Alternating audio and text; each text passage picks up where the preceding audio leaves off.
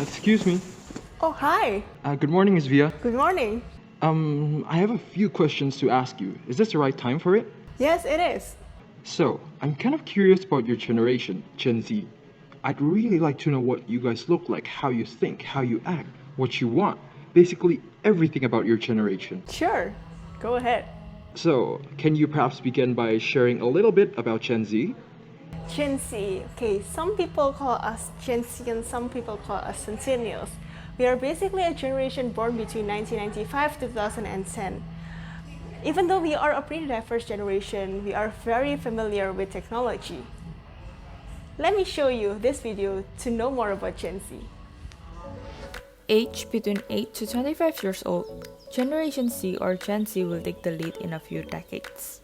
People belonging to this generation are also labeled as Centennials, for having been born into the world at the turn of the century, between 1995 to 2010.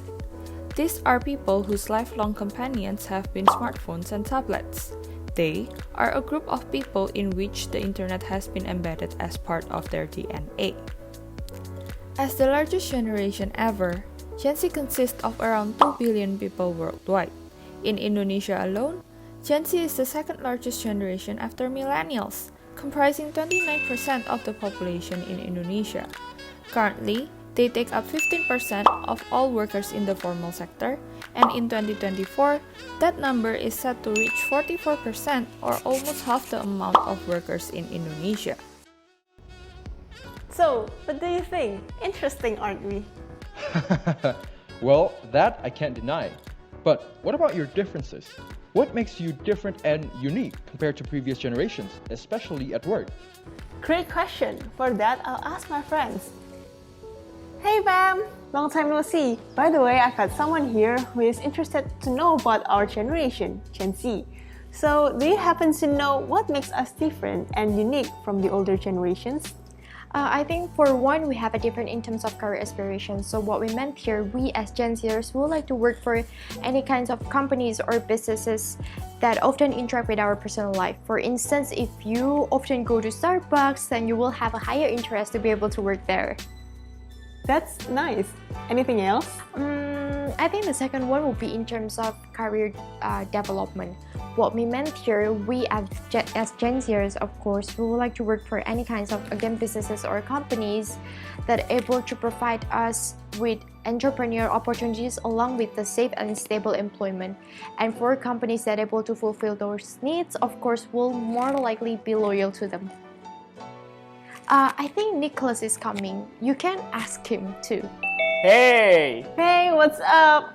You're also Gen Z, right? So do you happen to know what makes us different and unique from the older generation?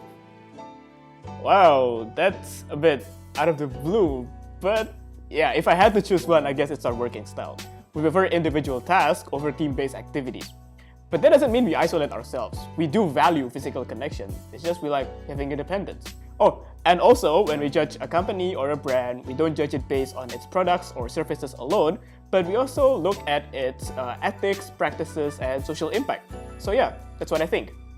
Hi! Hey Shania! While you're here, what do you think are the characteristics of our generation? Gen Z. Can you mention some of them?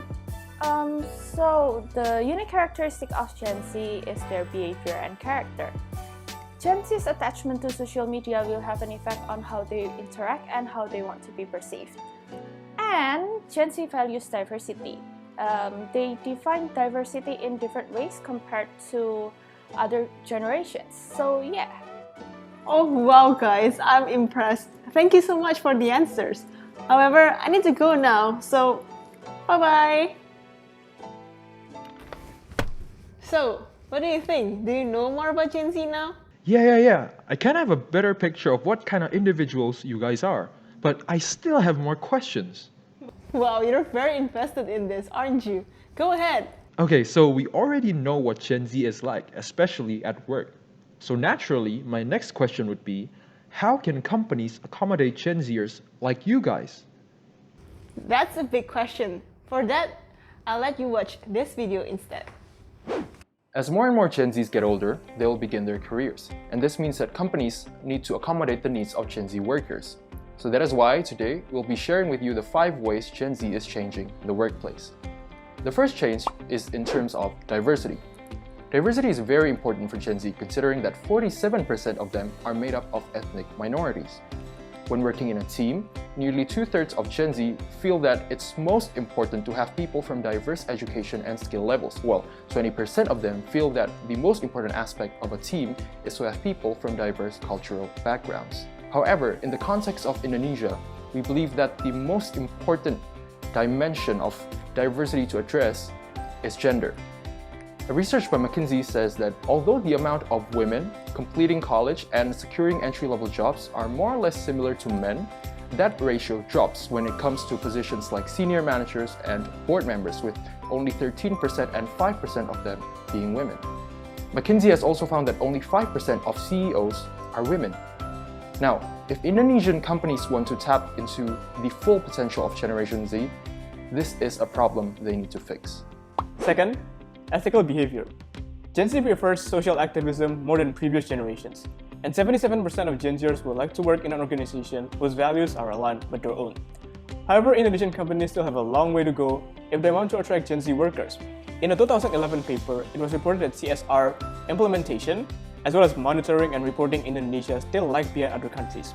CSR is usually connected to a company's purpose and could indicate how ethical a company is.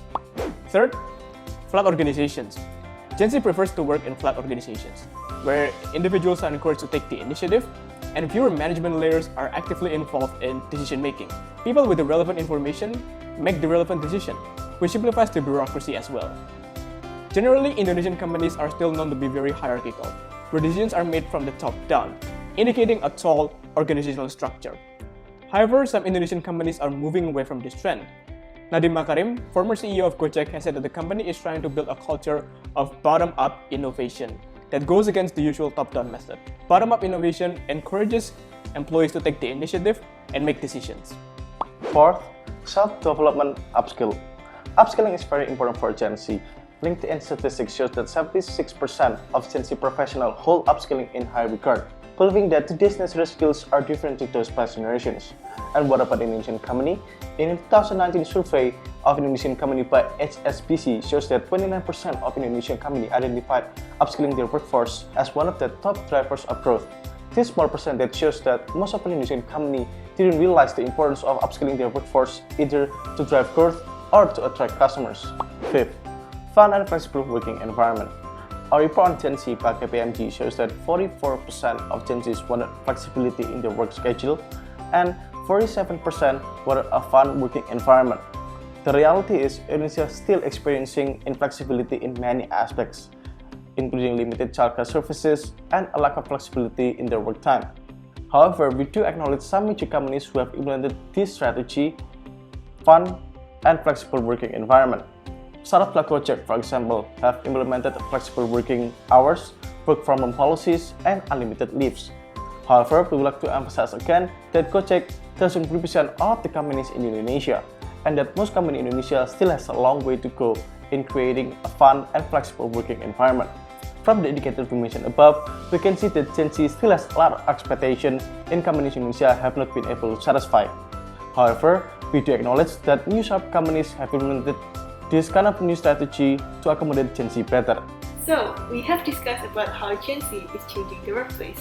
But the most important thing is, what can companies do to better accommodate Gen Z workers? First up is diversity. Companies can improve upon this by practicing inclusive leadership.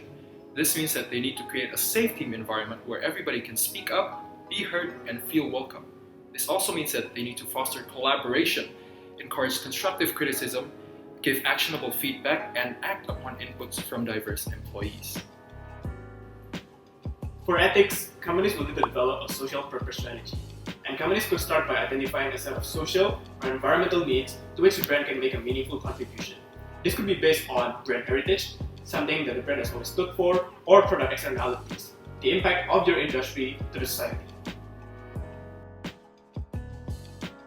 Okay, in terms of that, organizations leaders first need to set clear lines of communications for employees and also be accountable to make times for them, perhaps for having any meetings, and then perhaps questions and answers, and also other collaborations. And then second, companies should also create small groups for employees so that they know who they are working with and also what they are currently working on.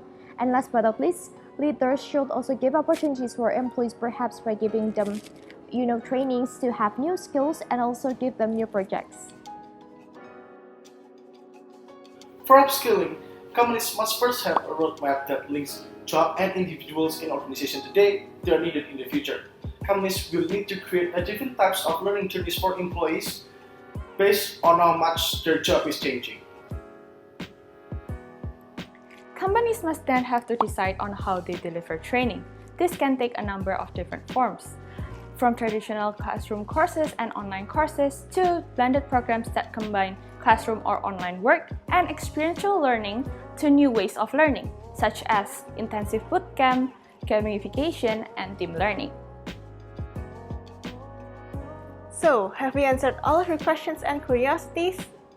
Yeah, I learned a lot of things today. Thank you very much for your time. My pleasure. Well, I guess I'll see you around. Bye! Bye!